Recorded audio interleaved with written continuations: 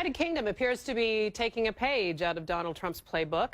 Construction is going to soon start. We told you about this to limit the movement of illegal immigrants. Right now, thousands of migrants camped in Calais, France, in a sprawling area. It is known to some of the people there as the jungle. It sits along the port at the narrowest part of the English Channel. Some UK officials consider this a security threat. So last week, or this week rather, they announced the building of a 13-foot wall to prevent illegal entry into the country. Sound familiar? A bit like what Donald Trump is proposing along the U.S.-Mexico border. To give us some perspective, political satirist, our friend of the show, Rick Adams, joins us from across the pond with a view of border walls from over there. Hi, Rick. Hi, Michaela. Look, it's clear that the US and UK are once again turning in the same direction, where the greatest minds of our generation have decided that the best way to deal with a really tricky problem is to build a wall around it and hope it goes away. Brilliant! But will it actually work? Well, to take a look at that and understand it, we have to go way back in time. Allow me to educate you with walls throughout history.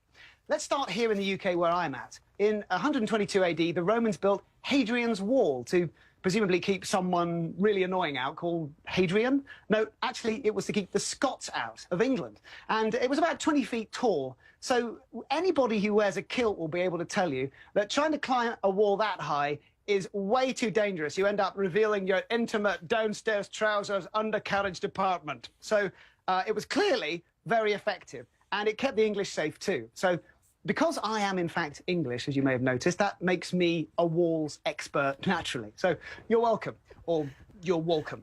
But let's go back further in time, Michaela, because around 7th century BC, the Chinese built a wall so big that they originally called it the 10,000-mile-long wall, which was odd, actually, because it was 13,000 miles long. So to get past all the squabbling, they decided to call it the Great Wall of China, which is catchy and accurate. And much like politicians' egos, it can be seen from space.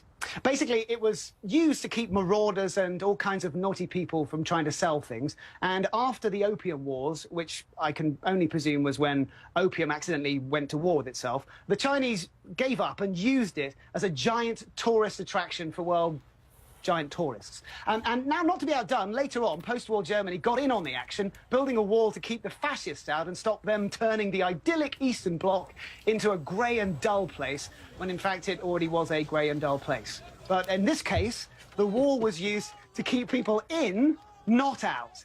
Actually, come to think of it, isn't that what they call a prison? So naturally, people also figured that out, and eventually they pulled it down in 1989, all 96 miles of it. Yeah. So what I'm saying is this whole wall thing has a bit of a checkered history, like communism or Charlie Sheen, and it's not looking too good right now, is it really? But if Trump does want to build a wall, let's just think about this practically, because the Chinese already own billions of dollars of the US's debt. The Donald already gets his campaign caps and whatnots made in China anyway, so why does he just give the Chinese a call, get them to airlift the Great Wall over so he can use it? And then, just thinking out loud, maybe you get Panda Express to sponsor it, and that pays for the whole thing, really. And much like Donald's haircut, there are also some fringe benefits. Because the wall itself is designed, obviously, to keep illegal immigrants out. But if Trump is president, the wall might also prevent some Americans from escaping over the wall into Mexico. So just think about all that cheap American labor that Mexico would get if that happens, and then we'll all be making Mexico's economy boom, but be treated like we don't belong. Where have I heard that story before? Either way, when it's no longer used, the Wall of Trump will become a fantastic tourist attraction and non-stop concert arena destination for Pink Floyd.